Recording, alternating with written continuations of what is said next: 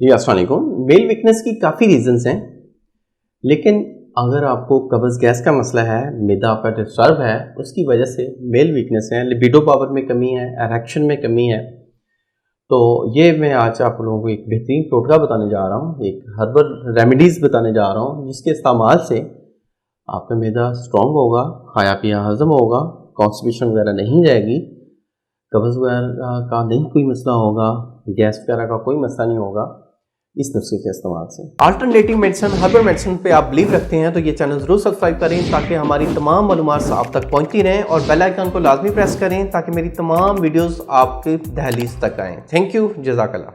باقی اور آپ کو کوئی مسائل ہیں، سپم کا مسئلہ ہے، آپ کے دماغ میں کوئی مسئلہ ہے، آپ ٹینس زیادہ رہتے ہیں، آپ کا بلڈ صحیح سرکولیٹ نہیں ہوتا، ہائی بلڈ پریشر کے پیشنٹ ہیں، لو بلڈ پریشر کے پیشنٹ ہیں، اور بھی مسائل ہیں، تو ان ریزنز پہ اور ہوم ریمیڈیز یا ہربل ریمیڈیز استعمال کی جا سکتی ہیں.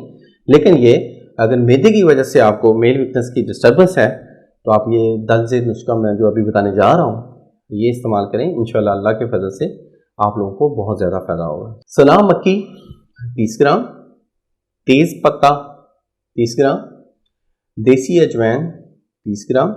اجوین 2 قسم کی ہوتی ہے، دیسی اور خراسانی جو اجوین ہے اس کا دانہ ذرا چھوٹا سا ہوتا ہے سائز میں، وہ والا نہیں استعمال کرنی ہے، آپ نے دیسی اجوائن لینی ہے. اور اس میں کالی مرچ 10 گرام ایڈ کریں، اس کا آپ پاؤڈر کروا لیں، تمام مکس کر لیں، اور یہ والا آپ اس کے پیسٹ بنا کے آپ اس میں شہد ایڈ کر سکتے ہیں، منجون ٹائپ بھی بنا سکتے ہیں، اس کو استعمال میں لا سکتے ہیں. اس کو آپ پاؤڈر کی شکل میں بھی لے سکتے ہیں. صبح اور شام کھانا کھانے کے آدھے گھنٹے کے بعد 1 ٹی سپون صبح لیں اور 1 رات کے کھانے کے بعد لیں. انشاءاللہ جو کانسٹیپیشن ہے وہ ختم ہوگی، گیس وغیرہ کا مسئلہ ہے وہ ختم ہوگا. اس کی وجہ سے میل ویکنس لبیڈو پاور میں کمی آ رہی ہے، تو انشاءاللہ اللہ کے فضل سے مسئلہ حل ہو جائے گا.